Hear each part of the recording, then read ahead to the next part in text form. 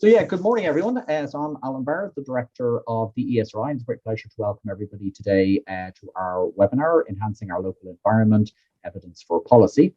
And I think, as you all know, this event is being co-hosted by the ESRI and our colleagues in the Environmental Protection Agency, the EPA. So this is sort of a part of a series of webinars which has arisen out of a joint research program that the ESRI and the EPA have now been running for I think around 5 years.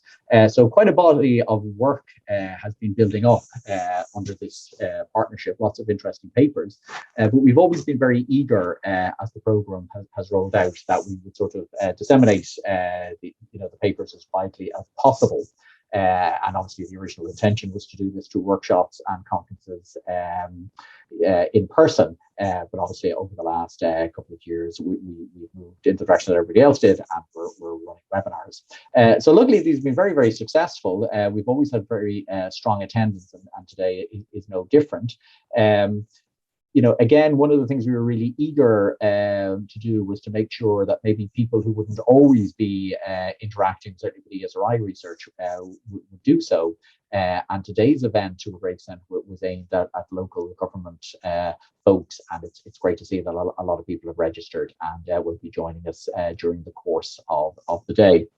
So really what we're trying to do is sort of foster partly an awareness of the existence of the research, but much more so, it's really then about people sort of discussing the findings, drawing on the findings, and also sort of feeding back to both the EPA and the ESRI the sort of issues that we might be looking at. And sort of from research, very often you answer a set of questions, but you also sort of inspire thought and engagement and raise a whole host of additional questions, both for discussion and for subsequent research and everything like that. So we're really trying to foster sort of an interactive engagement with the work that has been generated under this joint research program. So I hope people will sort of participate as best they can during the course of the day through the Q&A function.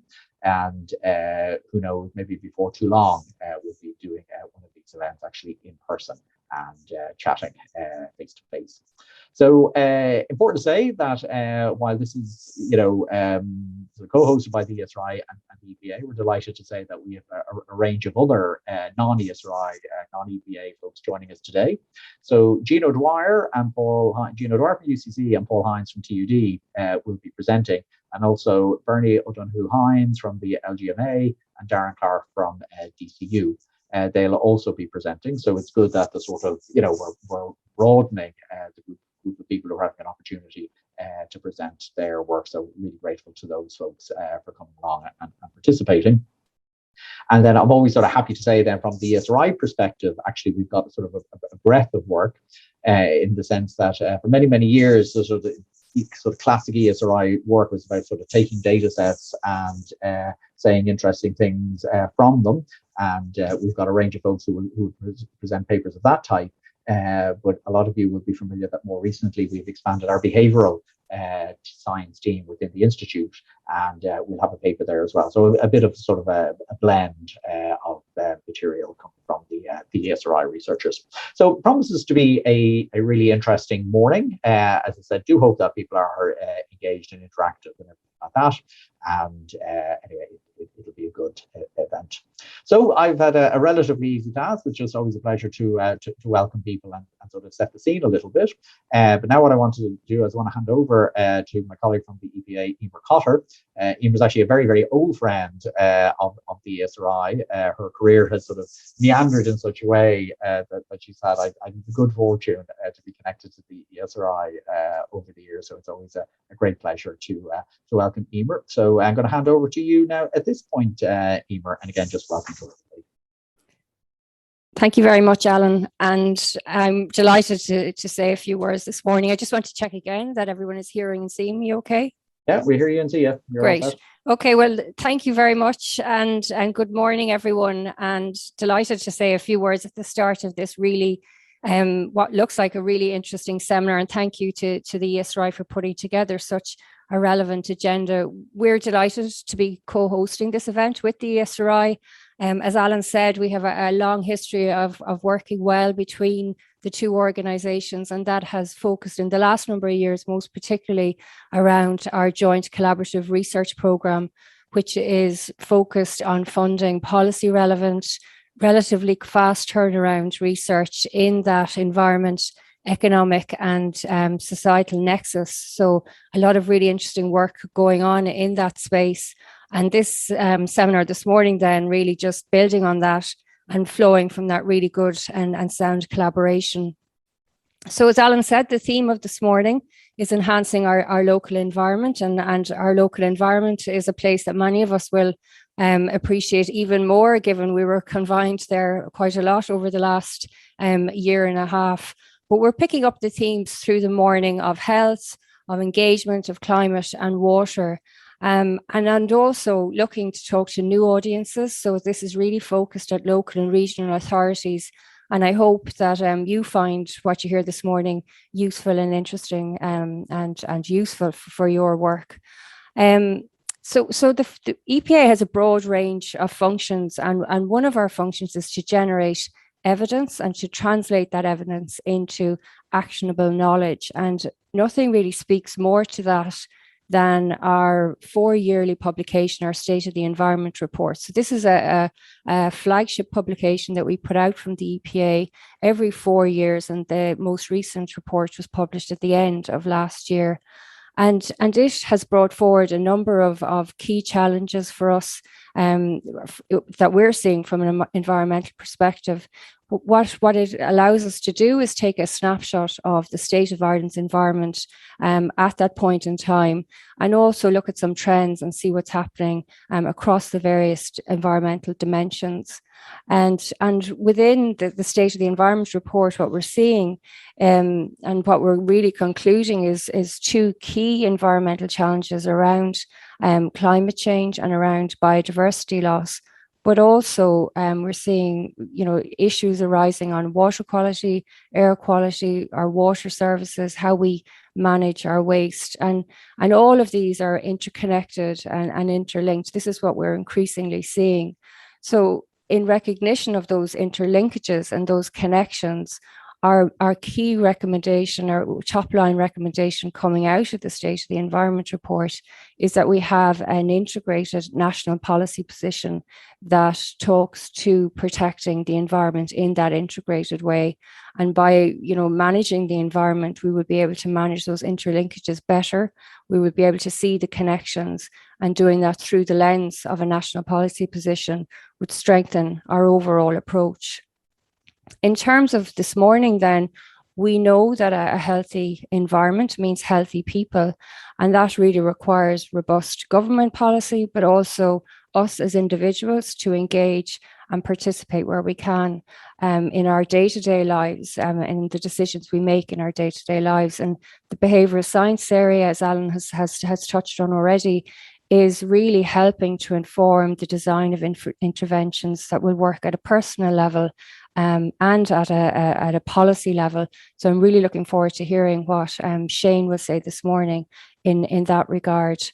We'll also hear Anne, Sean and Maida picking up that integration theme again and giving some environmental insights flowing from the connection of data. And that again really speaking to the integration piece and the evolution of our thinking on how to address environmental challenges, where we're moving maybe away from looking at the environment in compartmentalized or siloed approaches, where we just look at air quality, just look at water quality, but now increasingly, as I was saying earlier, looking at the interconnections between them. So Anne, Maida and Sean will talk us through some of the key things that there's some of the key environmental insights that they're seeing flowing from their connection of data. On the water side of things, water we see as being one of the key battlegrounds into the future. And we have 2 really interesting presentations being picked up this morning. One looking at water as a vector for contamination and infection. And I'm looking forward to hearing from Jean and Paul in this presentation.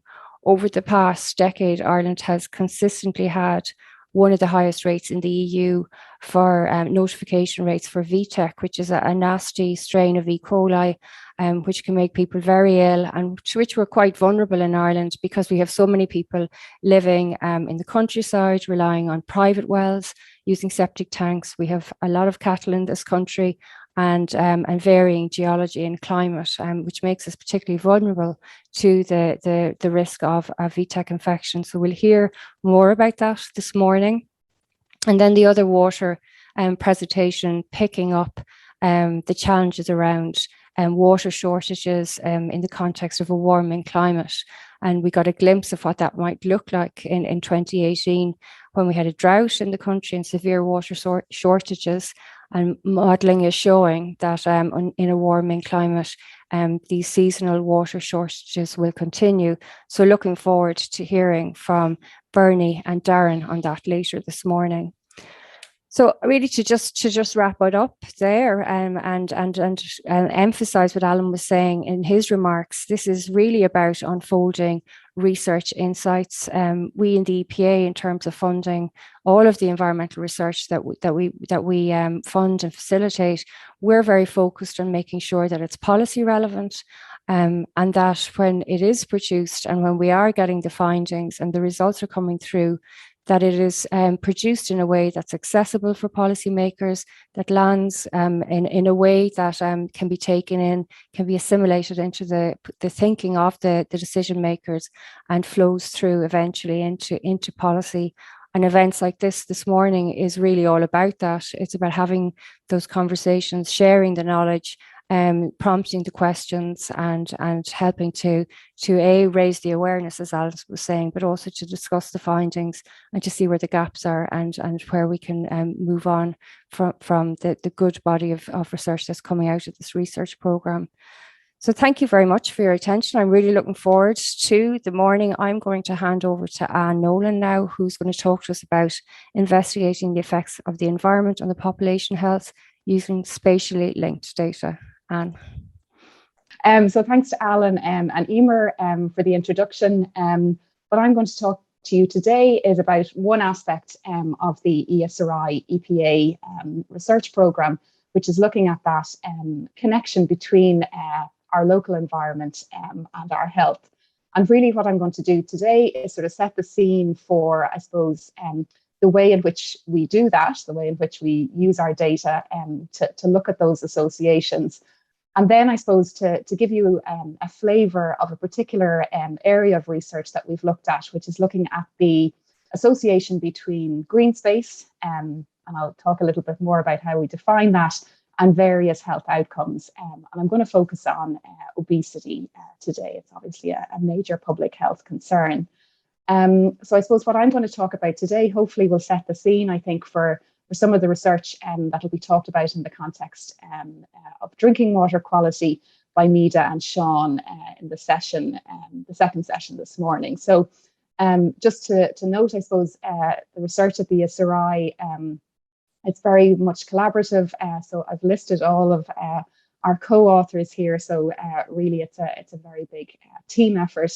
And there's also a lot of collaborators in terms of data, which I will mention as I'm going through as well, and we're very grateful to them. So I suppose just to focus on the environment and health theme of research at the ESRI, it's part of a larger research programme, which Alan and Eimear have already described really well, and that's been funded by the EPA. And it has a number of different strands, and environment and health is one of them. Behavioural science is another. So Shane, who's up after me, is going to talk you through some of the emerging findings from that strand of the programme. But I suppose the starting point for the interest, I suppose, and the policy interest really in the association between the local environment and health is that we all know, and I suppose Eimear's already alluded to this, we all became very familiar with our local environments over the last 18 months, probably more so than we had in the past. But I suppose there's a good reason why the local environment is really important. And I suppose that's because if you think about the sort of myriad of factors that affect our own health and population health in general, the natural and built environment is a really sort of key component of what we call the social determinants of health. So these are the sort of non-medical factors that influence our health. So you can think about sort of immediate things in your own family, such as the sort of socioeconomic status, you know, maybe the stress that's going on in your job or your work, you know, that will affect your health. Then there's sort of more sort of local factors, and this is where the environment comes in. And then sort of more structural factors like, you know, the social welfare system. So there's all these sort of different factors that are working to influence our health. And what we're going to focus on today is really the sort of the local natural and built environment. And you can think about sort of environmental stressors or environmental amenities as having sort of direct and also indirect effects on our health and well-being. So Eimear alluded there to water quality, and obviously we're all very aware of the recent news about water drinking water contamination in the southeast and the impact that had on people's health in those areas. But there's also a lot of indirect effects as well. So I'm going to talk a little bit more about urban green space. And if you think about green space, obviously, you know, having more or less green space can mean that you're more or less physically active. And we all know that physical activity is a really important sort of behavioural factor in terms of sort of ultimate health outcomes like cardiovascular health. So, you know, there's a really sort of complex set of interactions here that can be quite challenging to try and unpick, but, you know, obviously really important to try and do that for policy purposes and for designing interventions. And I suppose the methods in which or by which you try and look at these associations between the environment and health, it's quite challenging to do. And I suppose there's a couple of ones that I just want to highlight here. I suppose the first is you know, as economists, we're obsessed with what we call causality. So, you know, if you think about green space, you know, is it actually the green space? You know, having more green space in an area, is that really what drives better health? Or is it the fact that, you know, people with higher incomes are more likely to live in areas with more green space? So, you know, it's kind of important to sort of disentangle those influences and see what's the independent effect of having more green space in your area.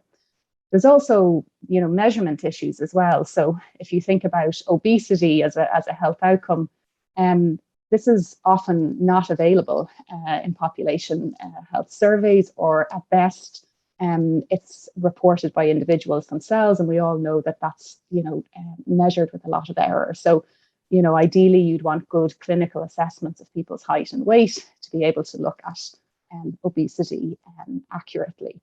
And then there's issues around, for example, population coverage. So often in studies, you know, they will focus on a particular local area and look at the association, let's say, between green space and health outcomes in that sort of small area. But I suppose there's issues around, you know, how generalizable those findings are to the population at large, and how useful that evidence is for policy. You know, what works in one area may not work in another area. So there's issues around population coverage as well. So what we do in, I suppose, our research program is we try and, I suppose, move the methods on a little bit to try and address some of these issues. We don't, I suppose, make any claims that we're addressing all of these perfectly, but I think, as I'll show you, I suppose the approach that we use tries to get around some of these issues. And what we do, I suppose, is very much, we're very much building on the fact that, I suppose, on two sides, in terms of environmental data, there's lots more environmental data now that's been collected, and it's being spatially coded. So we know exactly, you know, where poor air quality is, poor drinking water quality, and where urban green space is, you know, and that's all spatially coded. But I suppose on the other side, in terms of the populations, population health, we also have really good data now that's coming out that's population representative and really well characterizes people's health. And we can link those two data sets. And that's essentially the approach that we take in this research program. So the data on sort of environmental exposures that we've been able to gather, and we're very grateful to all of the sources that I've listed on the right here for giving us access to these data. We have data on radon risk, from the EPA. I'll just mention that because Shane is going to sort of allude to some of the behavioural research on the radon side later. What I'm going to talk about today are the data on urban green space and looking at the association with obesity.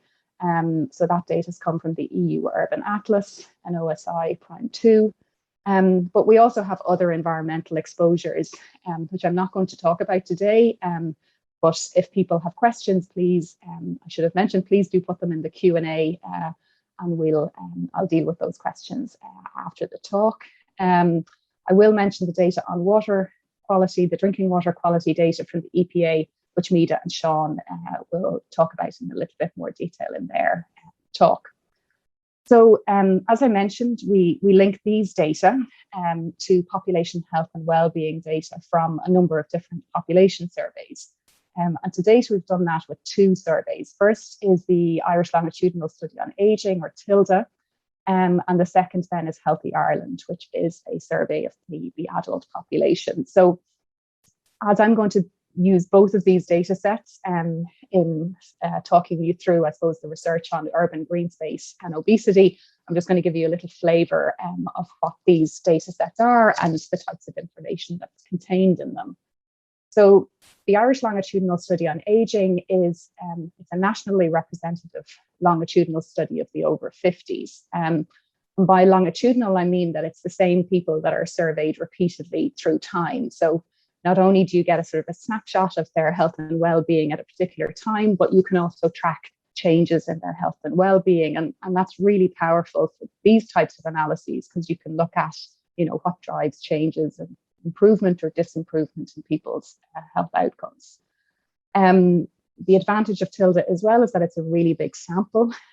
So at baseline in 2010, so this was their first survey, just over 8,000 people aged over 50 participated in the survey, and they've been followed up every 2 years since then. So they're currently coming to the end of wave 6 of data collection.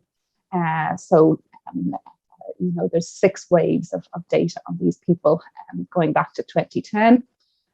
It's a really broad survey. It collects information not only on their health through a clinical health assessment, but also on their sort of economic and social circumstances. And these are really important because of that issue around sort of causality that I mentioned before.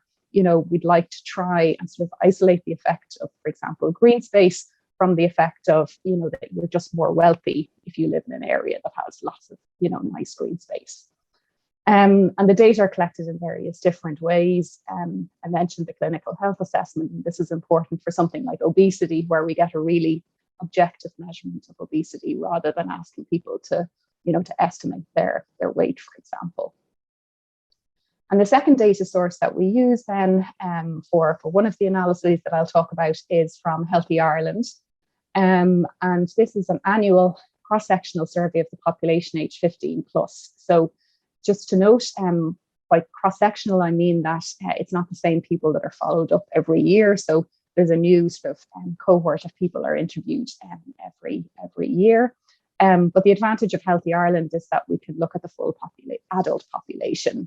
So TILDA is obviously based on the over 50s, and most of them now are over 60 because they've aged 10 years. Whereas Healthy Ireland gives us that sort of broader span of the adult population. It began in 2015, and it's now collecting wave 7 of the data. Again, a really big sample size of about 7,000 individuals. By its name, obviously, it does focus on health. But again, it has this really useful demographic and socioeconomic information that we can use to sort of control for those underlying characteristics of individuals. I suppose the other advantage of Healthy Ireland is it has quite nice there's special modules at different years. So for example, I think in wave 5, they focused on sleep as an additional sort of health outcome. So, there's it's worth taking a look at for sort of additional health outcomes that, might not be available in sort of usual population surveys. Okay, so what I'm going to talk about in the next sort of 4 slides are, I suppose, 4 pieces of work that we've carried out as part of the research program, which I suppose started with this question of what's the link between urban green space and obesity? So this paper has been published, so I can give people details of these if they're interested, if they contact me. And it was using data from Tilda. And essentially what we wanted to do was to see what the association was between urban green space and obesity. And I suppose this is really important because I think anybody who's read some of the literature on obesity will know that it's, I suppose, the determinants of obesity are really complex. You know, in a simple level, it's, you know, taking in more calories and you're expending. But I suppose the factors that go in to those decisions at an individual level, but also the sort of structural factors underlying that are really complex to try and unpick. And there's been increasing focus, I think, recently on what's termed obesogenic environments. So these are, you know, our local environments that are more or less conducive towards physical activity and better diet, which in turn would affect our risk of obesity. So what we did was, using that sort of data linkage that I mentioned before between urban green space and the outcomes in Tilda, we looked at the link between urban green space and obesity. And just to give you a bit of detail on how we measured urban green space, this is a sort of a visual representation of it here. So you can see the red dot is a sort of typical Tilda person, and this is where they live. And you can see the 1.6 kilometre radius around their home is marked out. We chose 1.6 kilometres because that's generally used in these types of analyses because it represents about a 20-minute walk from your home. So it's sort of, you know, your usual radius for activities that you might be doing. And you can see what we can do with the data from the EU Urban Atlas is we can look at which of that area is green, as defined as green space. So these are things like, you know, parks, gardens, sort of scrubland, farmland, and then the grey are sort of, you know, buildings, roads, sort of non-green space areas. And what we do is we simply look at the share of green space in a person's 1.6 kilometre radius of their home, and we link that then to their risk of obesity, controlling for all these other factors like a person's age and their sex, let's say their socioeconomic characteristics. So other things that might affect their risk of obesity that, you know, we'd want to control for in terms of their local area. And what we found was we found a U-shaped relationship. So if you think about this, I suppose people who are living in areas with low amounts or, you know, small amounts of green space, it's expected, you know, and we expected that they would have a higher risk of obesity. There's less opportunity for physical activity, for example, and thereby their risk of obesity is greater. But I suppose it was a little bit more surprising for us to find that people who had the highest amounts of green space also had a higher risk of obesity. And I suppose we struggled a little bit with trying to explain why that might be the case. And I suppose we came down on the side of sort of making a distinction between the quality and the quantity of the green space. So if you think about how we've set up our analysis, it's very much simply based on the quantity of green space in that person's local area. So if you look at the little map on the right, we're not taking into account what type of green space those people are exposed to. So if you think about, for example, North County Dublin, there's probably lots of farmland, sort of rural areas, which might not be very accessible and might not be very sort of conducive for people to go for their evening walk or whatever, as opposed to a park that might be more accessible. So I suppose we decided to look in more detail at this sort of accessibility of urban green space. So that's what we did in the next paper and analysis, again using data from Tilda. And what we did here was we used data from Prime 2, which allowed us to look at the footpath network and to overlay that, I suppose, on our measure of green space. And what we wanted to see, I suppose, the research question here was whether accounting for whether urban green space is accessible by walking explains or partly explains that U-shaped relationship. So the idea would be that, for example, people in those areas with lots of green space, it may not be very accessible. And that really explained the fact that they had a higher risk of obesity as well. So you'll see on the right, this is a visual representation of how we do the analysis. Again, you've got that. This is a different person, with the red dot. The sort of purple lines on the left are the footpaths that are in sort of walkable from their home. And you can see on the right, then we've overlaid the green space. So we can see, I suppose, the share of the green space that's sort of walkable from their home. And it really didn't explain that U-shaped relationship. It did a little bit, but it very much was dependent on the measure that we used. And we used a number of different sort of measures and radiuses and buffers around footpaths. So really there's, the puzzle, I suppose, endured in the sense that there's something else going on here. So we had to sort of think about, well, actually, what else might be going on here? And I suppose it came down again to sort of other dimensions of quality other than accessibility. So, maybe it's something to do with safety. Maybe it's due to, street lighting. Maybe it's due to opening hours of parks. And those are sort of things that weren't observed to us when we were doing this piece of research. So what we did was we tried to see, okay, is there a data source that we can look at that might get a handle on, I suppose, how people perceive their local areas, or sort of reports of safety or cleanliness issues, and whether that might give us further insights, I suppose, into this sort of quality issue around the green space. So thankfully, Healthy Ireland, which is the next data source we use, has really good data that was collected in Wave 3 on sort of people's perceptions of their local areas. So they were asked lots of different questions about, is your local green space adequate, which is obviously of interest to us, but also things like, is there graffiti in your local area? Is there rubbish lying around? Are there issues around accessibility by public transport? Are there sort of antisocial behaviours in your local area? So you get a sense, I suppose, of people's perceptions of their local areas. And what we wanted to see was, overlaying that information on objective green space, what's the relationship between perceptions and objective measurements? And I suppose you'd expect that there'd be a positive relationship. So people who have more green space would be, I suppose, more positive about the amount of green space, or sort of say that their green space in their area is adequate. And yes, we did find that.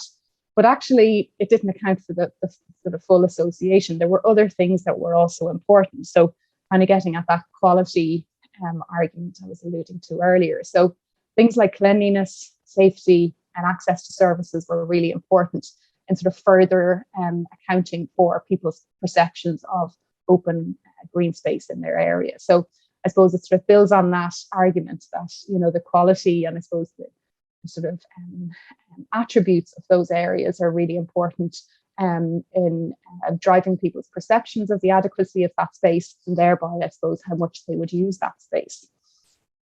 So finally, then, a number of our colleagues, led by John Curtis, Jean-Luc Legrilli, and Graham Mohan, did some work on public parks in particular. So it's a really wide-ranging paper. I'm just going to focus on a few of the results, actually, which I think sort of link into this discussion around green space. So what they did was they first of all looked at, I suppose, the characteristics of individuals that made them more likely to visit their public park. And things like age and socioeconomic status were positively associated with how frequently people would visit public parks. So older people were more likely to visit parks, those that have higher incomes and higher levels of education. Not surprisingly, I think dog ownership was probably the strongest factor that was associated with whether people would visit their public parks. But I suppose what's really interesting about this piece of work is that they also looked at, I suppose, the attributes of public parks. So things like the sort of facilities in the public park, and also the sort of more natural features that were perceived by people as attractive and would make them visit parks more frequently. So I think for planners, for people involved, for example, in local authorities who are designing and maintaining public parks, these sort of results are really important. And the method that they used, I won't go into detail about it here, but it's called a choice experiment, where essentially you give people sort of alternatives in terms of various attributes. So you say, do you want a water feature or you don't want a water feature? do you want a cafe or not a cafe? And you mix all of these attributes and you sort of come up with what people value most highly in terms of the attributes of public parks. And what they found was that if you link these attributes, I suppose, to visiting frequency, what they found actually was quite interesting in the sense that they found that the sort of facilities in the park were most highly valued. So things like having a cafe, having toilets, the gym equipment, the free gym equipment that you see around parks, these were rated particularly highly. Now, that's not to say that other attributes weren't also rated highly, but they weren't as important or weren't ranked as important by individuals as these other sort of service level amenities. I'll just mention one actually, which I thought was really interesting, was in terms of the sort of the layout of paths within public parks. So they found that people preferred having a sort of a more extensive but irregular path layout rather than having a sort of a smaller, more planned path layout in a park. So again, these are really sort of interesting and I think important results for people thinking about the design of public spaces. So I'll just finish up. I hope I haven't gone too much over time with some flavours, I suppose, of future work that we're planning to do. So as you'll have seen from the table which I showed in terms of the various different types of data on environmental exposures that we've been able to collect, we do have a few other pieces of work that are in the pipeline. So I'll mention the drinking water quality work, which Sean and Nita will speak more about later. We're also doing work at the moment on air quality and specifically linking that to TILDA, because what TILDA has is an address history for each individual. So what I've talked about at the moment is very much, your exposure, let's say, to green space at this point in time and your health outcome at this point in time. But obviously, people's health is affected by exposures to the local environment right throughout their lives. So with air quality, we do have data going back to the late 90s. So we'll be able to sort of look at sort of lifetime and earlier exposures to poor air quality. I will just mention the Noise Health Project. So we have data on road traffic noise, modelled road traffic noise, which we've been working on with our colleagues at UCD, led by Enda Murphy. And for those that are interested, there's a webinar on October the 15th in the morning. Again, contact me if you're interested for details, where we're going to discuss the results of that project, which is funded by the EPA. And then finally, what I always do at these presentations is we are constantly scoping out new survey and environmental data sources. So please, if people have ideas for us, or particularly in the realm of environmental data, please do get in touch. We're always really willing to talk to people and anxious to hear about new research and new data. So I will leave it there. And obviously, thanks to the EPA, who've been funding this research, also the HSE, who co-funded the research on public parks. And I just wanted to mention some of our other collaborators and data providers. So I will leave it there. And I think Sean was keeping an eye on the questions. So I'll stop sharing now. Yes, just to invite people at this point, if you have any questions, to put them into the question and answer function, which is down at the bottom of your screen. Someone's put something into the chat. Marianne Harris is asking, Anne, were the preferences for park attributes similar across different populations, parentheses, age, gender, income? Also, can this be circulated to the parks departments of local authorities?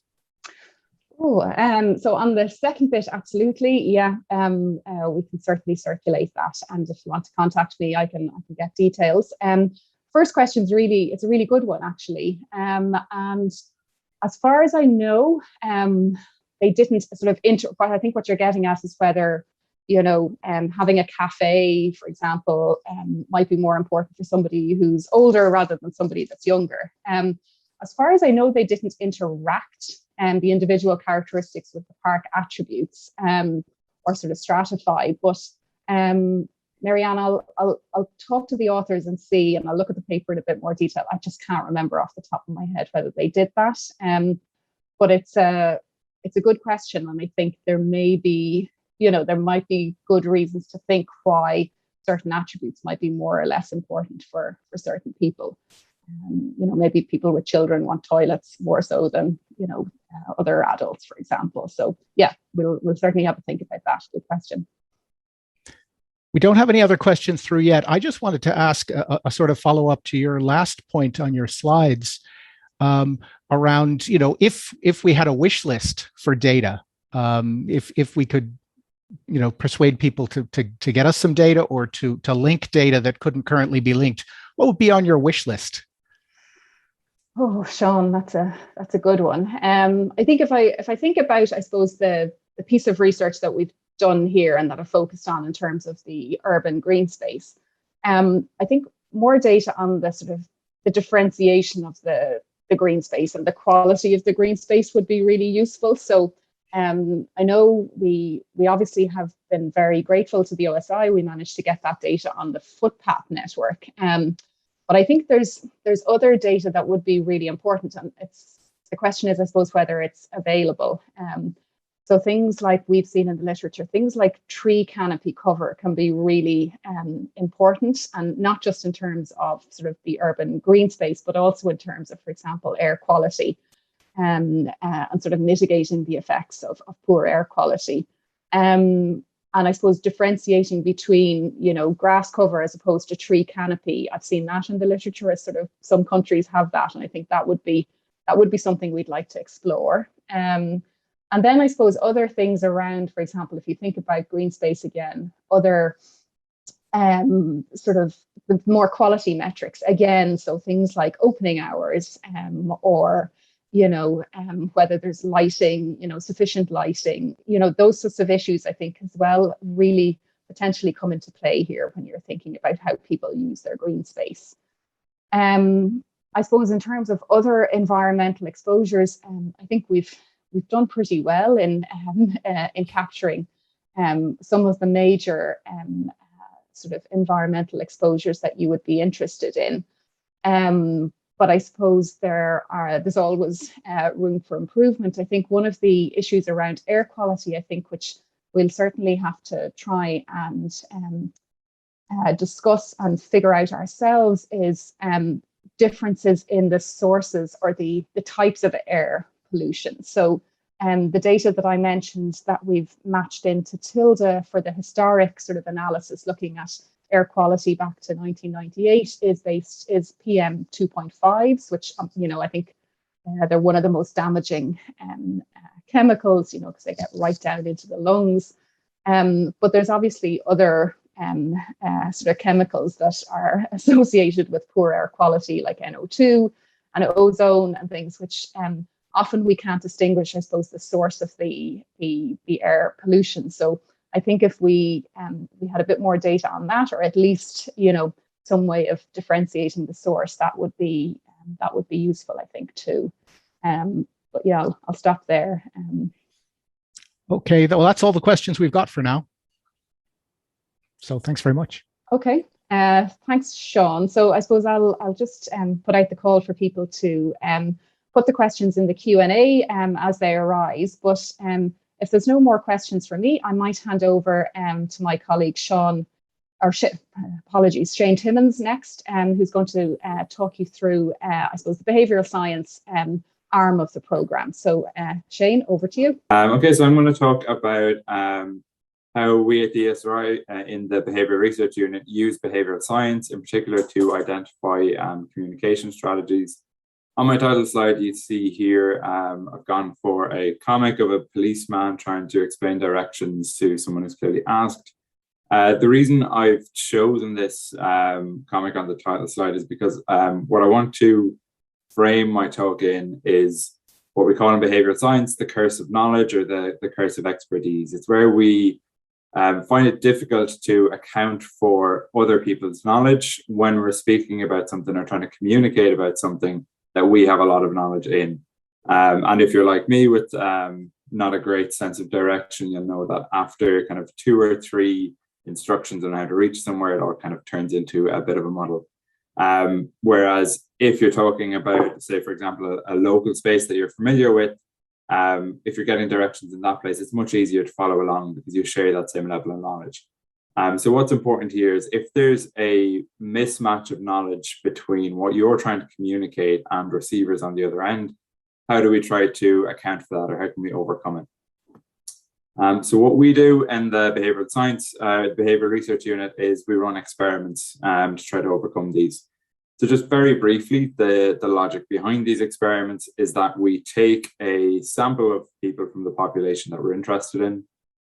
We split them randomly into different groups, and that random split there is important. So this means that if we have enough people and we do this split randomly, on average, anything we measure in these two groups should be similar. So that should have similar levels of education, for example, on average, if we do that random split properly. We then use one of these groups as a control group. So maybe they're getting the communication that we always issue out. And another group will get our intervention. So this is something that we think will make a difference. So maybe it's informed by some psychological theory. And then we assess the behavior that we're interested in at the end, and hopefully we'll see an improvement in behavior in our intervention group. So again, the key elements here are that random split and the fact that we use a control group. And that's the essence of randomized control trials. It's the same logic that applies. And that's where the name comes from. That might be something that people are a bit more familiar with, given discussion of vaccine trials over the past 18 months. So the remainder of my talk, I'm going to talk about an experiment that we did that was funded through the EPA ESRI research program. So it were behavioural pre-tests of radon risk maps. So this is work that we did quite closely with EPA officers, so Alison Dowdall, Stephanie Long, Fiona O'Rourke, and Claire Byrne. But essentially, the EPA are updating they've updated the website, and one of the elements that's being updated as well is the radon maps that are used to communicate risks in local areas. So this is the pre-existing map that you can see with these grid squares, transitioning to something along these lines. So you can see that there's much more granularity in terms of the risk from radon gas in different areas. So just to give you a quick example of what people who took part in our experiment were asked to do. So they were linked to a website that ran the risk map. So this is an example of one here. And then some people, you can see here, they could enter in their area code, zoom to the area code. It would bring them to the area they live, and then they would be able to see what the level of radon risk in their area was. So this is an example of one of the maps that we used. But in this experiment, we vary different features of the maps to see would they have a difference for how risky people thought radon was, and would that affect then their willingness to test for radon. So all else equal by randomization, that's with the groups of people who took part. The maps varied by the number of categories of risk that we used to communicate. So the example that you just saw there, that has 3 levels of risk. We have lower risk, moderate risk, and high risk. And then we also tested whether just using 2 categories would be simpler and more straightforward for people. So if it's just a lower risk or high risk. We also varied the legend. So sorry, the text here is quite small, but we used on some of the maps a simple legend. So just saying that homes in this area have a lower risk of radon. And then on other maps, we used a frequency statement. So we said that about 1 in 20 homes in this area is likely to have high levels of radon. We varied the search granularity. So for some people, they could enter in their area code and it would zoom straight in, whereas other people had to find their location themselves and zoom in themselves on the map. And then lastly, we varied, as you can see here quite clearly, the color on the maps. So some of the maps used the kind of standard yellow to red scale for communicating risk, whereas other maps used a yellow to black scale to communicate risk. So these are colors that are often associated with radiation. We wanted to see, do these things matter for how risky people find radon and their willingness to test their own home for it. Taking part in this study, we had a nationally representative sample of 1,600 people who were recruited by a market research agency. So they used these different test maps. And then we also had an additional 100 people use the pre-existing map. So that allowed us to tell whether any of these maps were going to be better than the one that was already in use. Because of this, the experimental design then of it, we can say that any differences in people's willingness to test for radon can be attributed to the factors that we manipulated. So I'm going to try to get into that in a bit more detail now, but essentially, if we see, for example, that people who see 3 categories of risk are more willing to test than people who see two categories of risk. We know that it's that difference that's driving it. It's nothing about the individual people that's driving that difference, because we have the large group that are split up randomly. So that's the key element of this here. The other element that's important from our perspective when you're applying behavioral science to these kind of communication issues is measurement. So typically when something like a map is used or tested, you might use focus groups, for example, and ask people how much do they like the different maps, how memorable do they think they are, how easy are they to use, and maybe how likely they'd be to recommend someone else to use it. Because what we were interested in here was so testing behavior. So were people more willing to test for radon if they'd use certain maps?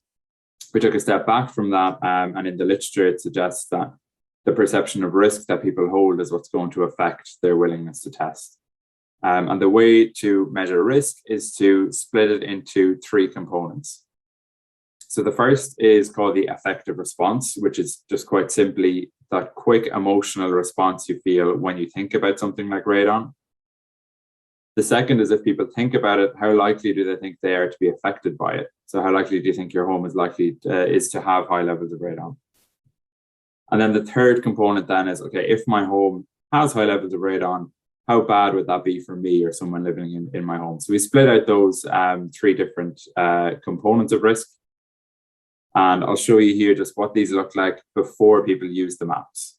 So worry was spread quite evenly. So we measured it on a 1 to 7 scale. So people not at all worried, people being extremely worried. On average, it was very close to the midpoint of the scale. And you can see there's quite a decent spread there. The second component then, where we ask people, okay, how likely do you think it is that your home has high levels of radon? In this case, the people were far more likely to say that it's unlikely that their home had high levels of risk. So the average response was a 2.9 out of 7. And you can see people have bunched sort of below the midpoint of the scale. And then the third component, how bad would it be for you if your home had high levels of radon? And in that case, we saw that people said that they would be worried about radon if their home had high levels of it.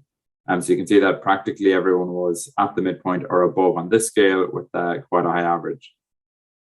So what this tells us, this is just a quick survey of how risky people judge radon to be, is that where there is, I guess, the most scope for increasing people's perception of radon as a risk is with that likelihood element. So how likely is it that your home has high levels of radon? And when we think about this, this means that using something like the radon risk maps is likely to be effective, because that's essentially the goal of those maps, to communicate people how likely is it that your home has high levels of radon.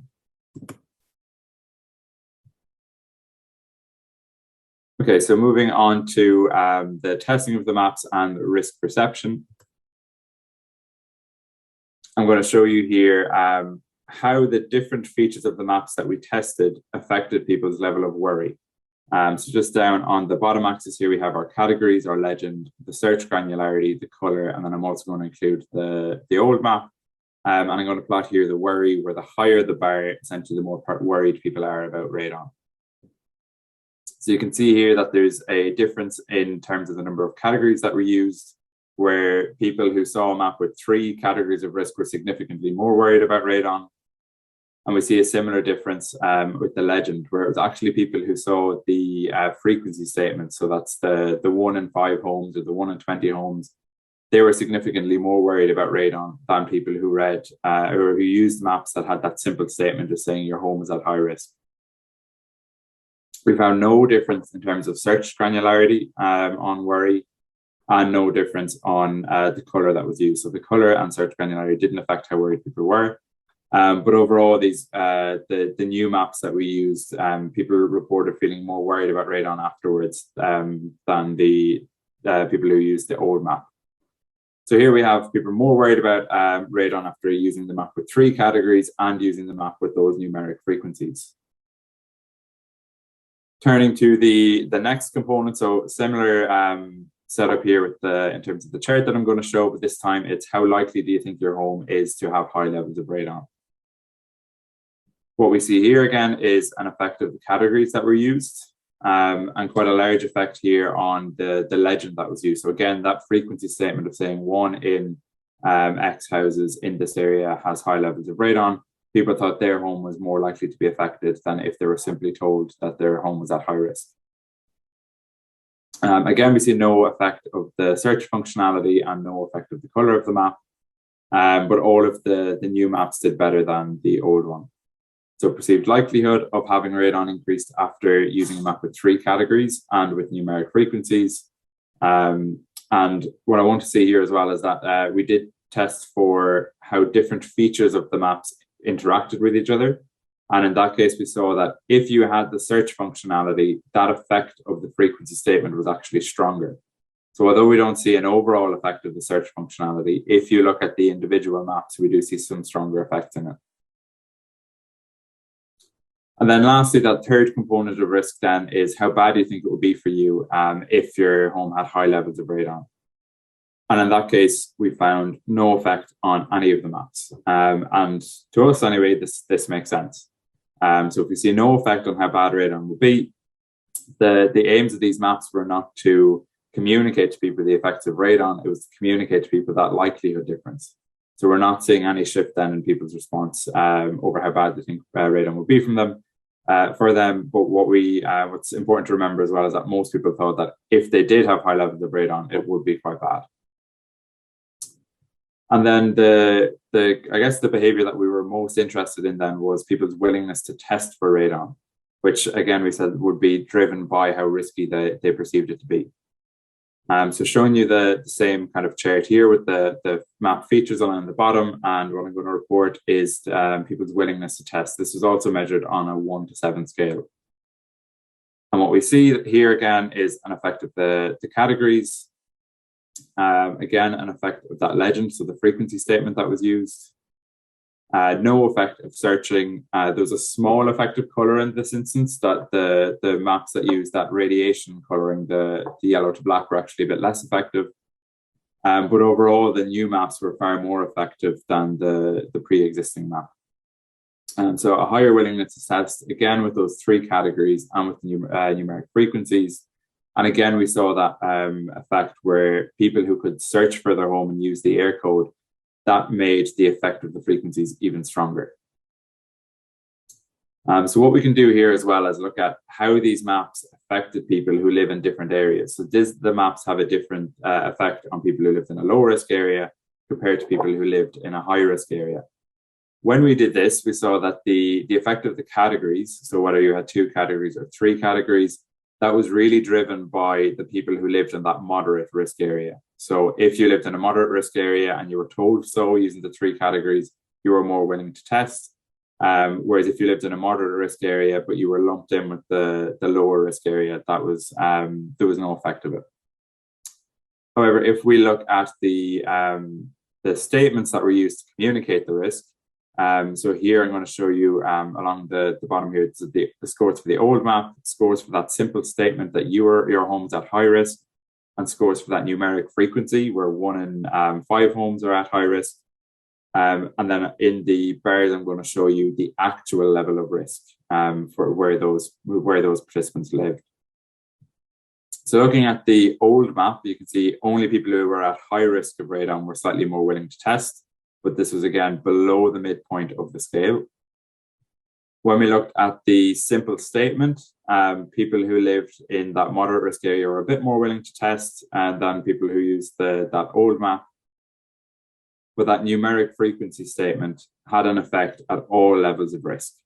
So if we look just at the yellow bars, for example, the yellow bar for the numeric frequency group is higher than it is for the simple statement and the old map. Similarly, the orange bar for the numeric frequency is higher than it is for the simple statement and the old map. And similarly with the high risk group. So in all instances, we see that these numeric frequencies are increasing people's willingness to test relative to the old map and relative to that simple statement. Another way to look at how we've affected people's willingness to test is to compare one of these new maps that we used, and there were good reasons for using a map like this. So using a map that just had two categories of risk, that use that simple statement and that use the radiation coloring. versus what we found to be the most effective map. So this is the one where you can see 3 categories of risk. The search granularity is there with the county boundaries indicated, that numeric frequency, and the yellow to red colouring. So if we look at these and looked at how many people were highly willing to test, you see with that most effective map, it was over half of people were highly willing to test versus just about a third of people with that the less effective map. And the less effective map is actually quite similar to the one that was pre-existing. So what we have here is over a 50% increase in the number of people who are highly willing to test, just depending on the kind of map that we use. And you can see this mirrored then in people who are less willing to test.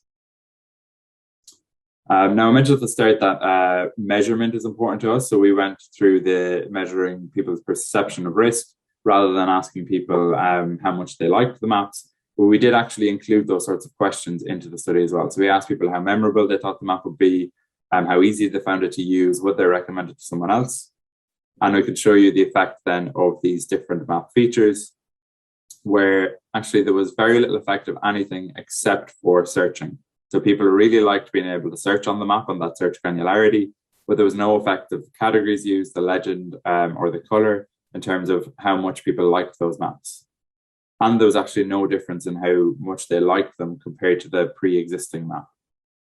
So only searching here made a difference compared to the, if we look at the standard survey evaluation of maps, and we didn't even see any difference then compared to the pre-existing one. This difference here for the legend, so the simple statement versus the frequency, it's marginally statistically significant. So it suggests that there was a marginal dislike of the numeric frequency, so that 1 in 5 houses.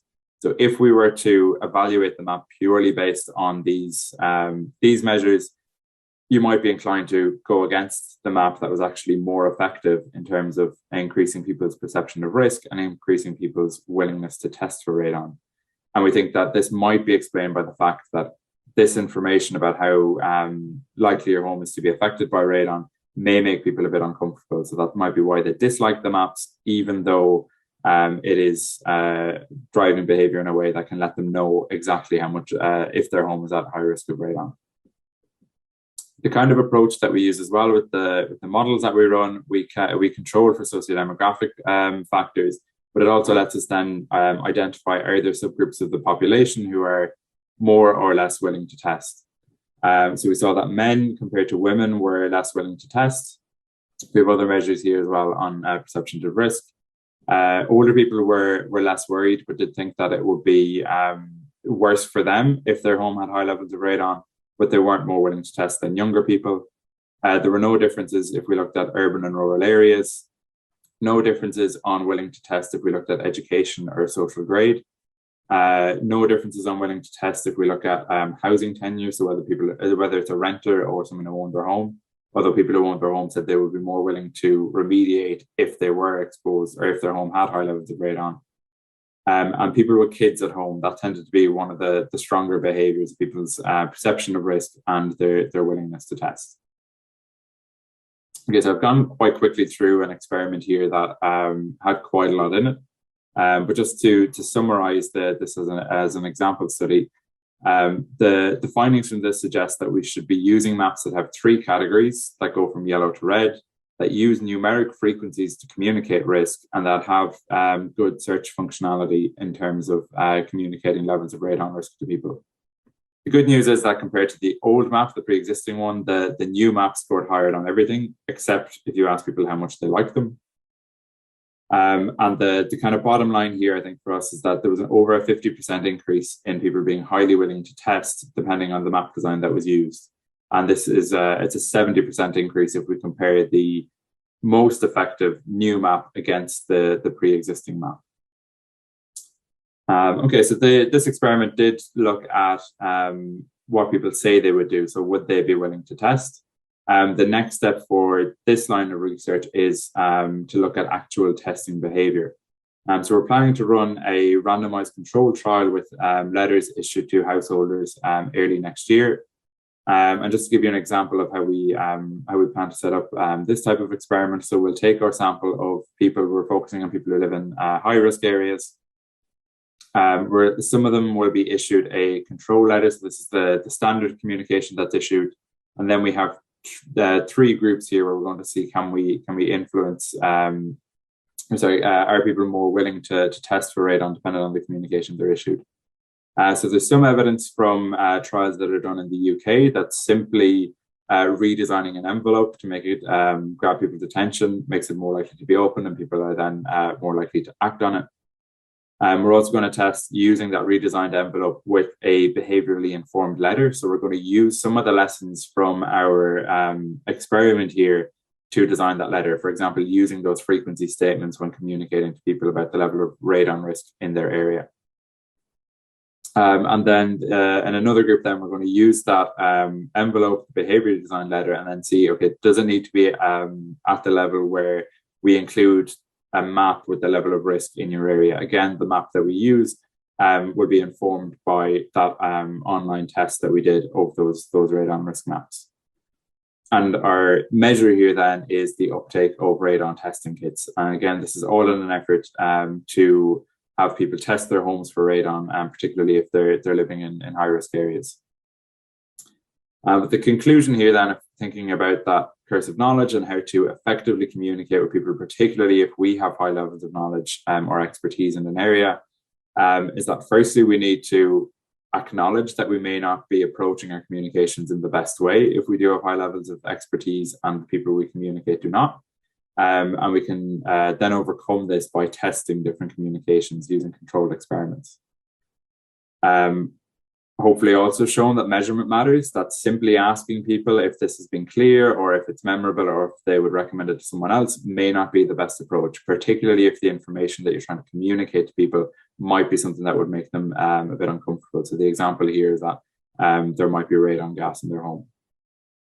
And then lastly, pre-testing communications using these types of online experiments can help us to identify the strongest features of communication to help make randomized control trials of real behavior more efficient. So thank you for your time, and I'm happy to take any questions on this.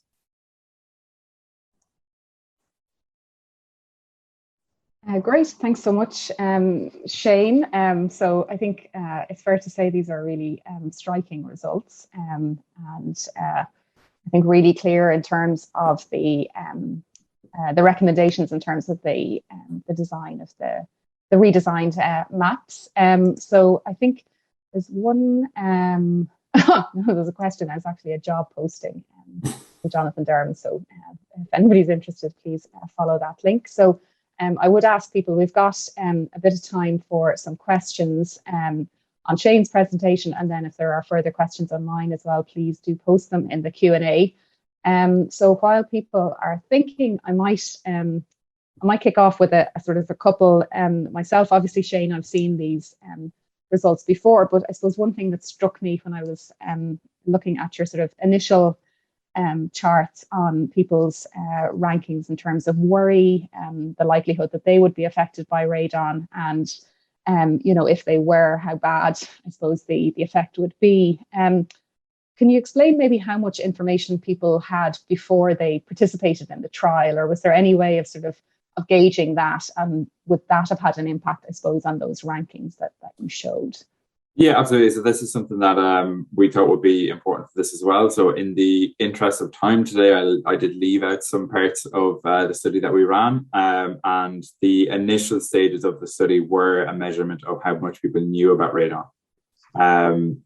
We also ran an experiment in that where we gave half of the people who took part more information about radon, and then half of the people didn't get that information until the very end. What we found in it was quite low levels of awareness about radon, particularly in terms of how to know if radon is in your home. So we saw, for example, that quite a few people hold misconceptions about radon, that maybe it has a smell, or that maybe it would cause immediate symptoms. So maybe things like dizziness or headaches and these kinds of things. So quite a few people were aware that the only way to test for radon is to use the testing kit. So level of knowledge was quite low in terms of testing and what needs to be done then to solve for radon. People were aware that radon is, so if we ask people about, okay, what are the sort of long-term effects of radon? Quite a few people thought it could cause any type of cancer. Few people were aware of specifically lung cancer, but people were aware that, okay, it would do something bad to you if it's present in the home. But I guess what the important part from that stage of the study was the misconceptions that people held. Another one included people thinking it only affected certain homes of a certain age or homes in certain parts of the country.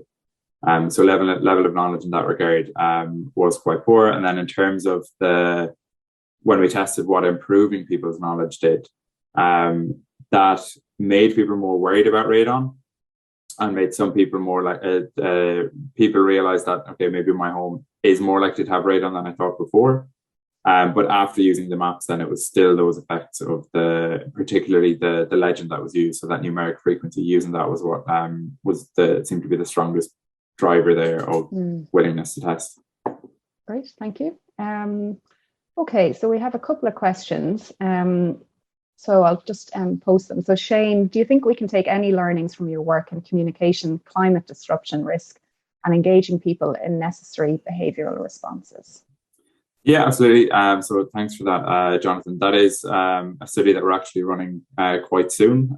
So we're on a pilot at the moment looking at people's level of knowledge on climate, and particularly people's knowledge of the behavioural response and what is likely to be effective.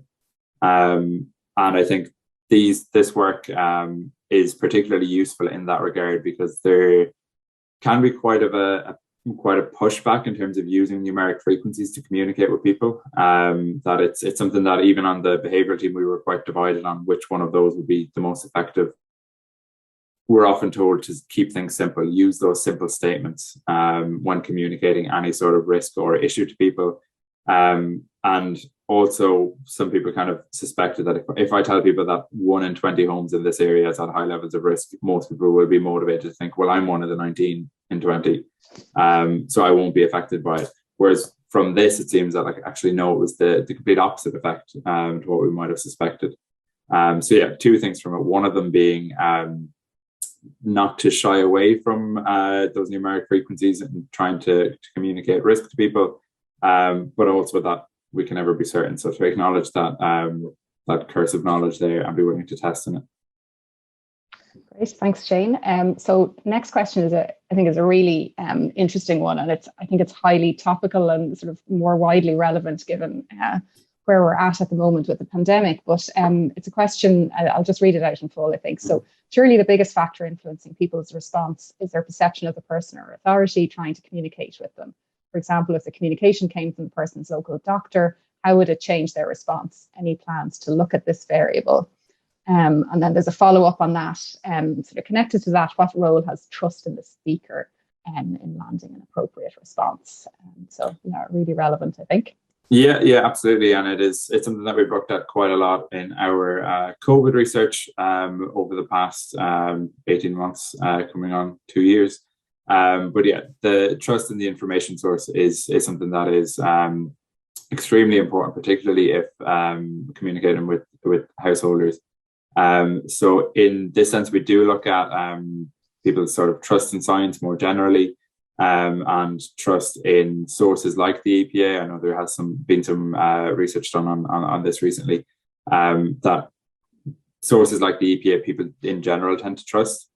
You do then have a subgroup of the population who tend to be quite low on trust from every source. So what we'll see is high correlations between, for example, people trusting their doctor and trusting official sources like the EPA when it comes to communicating things about radon and health risks and so on. Whereas a subgroup then will have less trust overall. So they won't trust any authoritative response. And I think the solution there is difficult, but it's one that kind of requires that experimental testing of communications, factoring in that really specific small subgroup of the population. But an important question, something that's absolutely important to bear in mind. Thanks, Jane. So there's a sort of a comment here, I think, and it's interesting in that I suppose it gets around issues around sort of self-efficacy, and I suppose the control that people potentially feel over the actions that they take. So within the context of self-efficacy, really people feeling they can feel empowered to be part of the solution, to address the challenges they face, rather than feeling helpless to respond, which can then fuel eco-anxiety. So I think it's in that sort of broader context around climate change. So I don't know if there's any further comments on that. Yeah, no, just to say that I agree with Dorothy's point there, that so the model that we actually relied on for the risk, so the theoretical model that we relied on for that radon risk testing, we looked at the perception of risks as the first step, but then that self-efficacy to overcome that risk is the second step in that model, and it's something that we're quite conscious of, in particular with our climate research. So firstly, do people think it's a risk? And then once you overcome that hurdle of people feeling worried and wanting to do something about it, do they think that their actions can actually make a difference? So absolutely, another important variable to measure. Yeah, so an interesting question here, Shane. Is worry an indicator of action? So actually tied to Dorothy's comment there, that worry is, so the levels of risk that we that I discussed there. So we have worry, we have likelihood of being affected, and how bad do you think it would be for you if you were affected. So worry can be an indicator of action, but how likely you are to think, or how you think you're, sorry, I'm jumbling my words here. That likelihood variable, so how likely you are to be affected by it, is a stronger driver of behavior and taking mitigative action than worry is. So that emotional worry response in its own is not going to be effective. So that likelihood variable in the literature is one of the most important when it comes to mitigative action. But then this ties back to Dorothy's point about self-efficacy. So if you're just worried but feel like you can't do anything about it, or that any of your actions are not going to have an effect, then you're unlikely to engage in any mitigative behavior. So they're the kind of the main components of it. Great. So there's lots of questions coming in. So the next one actually is, I suppose, talking about it's related, I suppose, to the next steps, Shane, which is obviously, if you think about, raising awareness and getting people to test for radon, I suppose ultimately you want to try and encourage mitigation behavior to reduce the health risks. So a question here about what about steps to mitigate radon in the home? And what is the awareness about how to do this? And is there a cost to the household for this, or is it subsidised by local councils? So I suppose it's those sort of contextual factors around the practicalities of it and how they might influence the design of your experiment. Yeah, absolutely. So these are the, I guess, the long-term goals for this research. I say long-term, they were the first goals as well. But I know from previous research that the radon team have done, uptake of the testing kits, and in particular the remediation, if they got a high level or a high reading for radon, were so low that we needed to actually take those first steps in order to increase the sample size so that we could run a trial then on remediation to see if we can increase that. Where it's the case with radon, but it's also the case in multiple other domains, that even if people are offered these solutions for free, they may not take them up if the initial communications aren't done effectively. So this is the sort of the end goal for the research. In this study, when we assessed people's knowledge, we did ask about awareness of how to mitigate radon. So for people who aren't aware, it's the sump that's installed to essentially draw the gas out. But in that, we found that about 90% of people had never heard of a sump before, which is perhaps unsurprising, but it does mean that there's quite a ladder to climb there in terms of making people aware of exactly how it's done. And then we had follow-up questions explaining to people that, okay, a sump is how it's done, and then what were their expectations for what would be needed. And in general, people thought it would involve things like taking up floors and that kind of thing. So people kind of went on the end of the spectrum where it's going to be a lot more effortful and it's kind of a lot more of an inconvenience than it is, where it's kind of just can be installed just outside the house. So again, all of this important and something that we're bearing in mind for the kind of long-term goal of running that hopefully running a randomized control trial with remediation as the outcome. Thanks, Shane. So there's one final question, actually, and I suppose, like, when we think about radon, and I suppose the way the experiment was set up, it was very much in terms of the health risks, I suppose, from radon exposure. But there's an interesting question here about, did you assess if people linked testing of radon to affecting the value of their house or possible monetary loss? So whether that's internalized, I suppose, in the value of your home, rather than thinking about the health effects more directly. Yeah, no, I'd say that hadn't cropped up in the study that we did, but I do really like it as a point, and one that I'm going to write down and very likely add to the next study that we do on it, because you could even imagine that being a potential communication route for people who are maybe less worried about that health risk. So I think that came in from Marianne. Thank you for that comment. I think we'll make use of it in the future. Great. I think we've a few more minutes. I think there's not any questions at the moment, so I might just ask one more, take an initiative here. So Shane, just one thing I was thinking about in terms of, I suppose, that size of the effect that you found, that it was the most effective map led to a 50% increase in the willingness to test. And I suppose that's it's a really large effect, and you got to whatever 58% of people then would be willing to test for radon. But I suppose that's the power of this is that's just on the basis of the redesigned map. Can you say anything about what sort of other interventions accompanying that might get you even higher, I suppose, in terms of that? I know that's not something you looked at, but is there anything from the literature that would suggest sort of complementary interventions to push that even higher? Yeah, absolutely. So these are elements of it that we'll be incorporating into the randomized control trial. So with that letter that is issued to households. So firstly, the important element of that is to direct them to this map so that they can use it themselves. Because I think that is an important element of this, that people are using the map the way they I guess want to, and then finding their own home in it.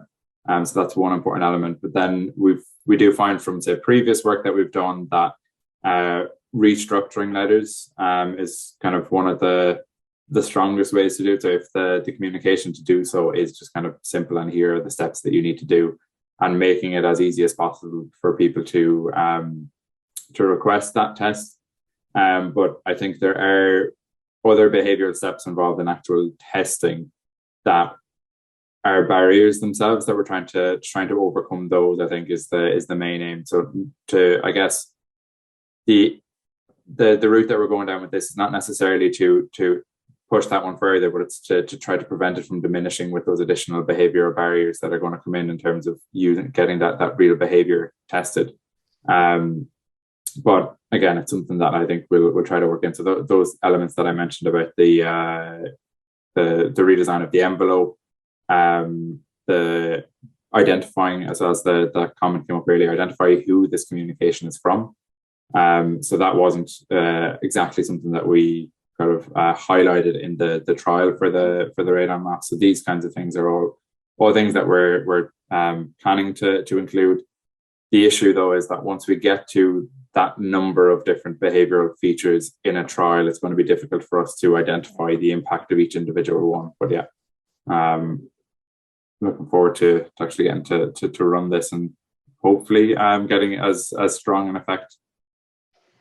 Great. Thanks, Shane. I think that's a nice point to end on. So I think people will keep you posted on how the RCT for the remediation trial progresses. But obviously, I think really, I suppose, striking and encouraging results from the first stage of this. So we do hope there'll be other useful results, I think, for the second stage. So it's my task now, I suppose, just to end this first session. So we've got a 15-minute break. So if people could be back at 10:45, I'll be handing over to my colleague Eimear Cotter at the EPA, who will be chairing the second session, where we'll have 3 presentations. The first 2 broadly on drinking water quality. And then we're very delighted to have our colleagues from the LGMA speaking about their KPI recent report. So With that, I'll wish you all a good break, and we'll see you back here at 10:45.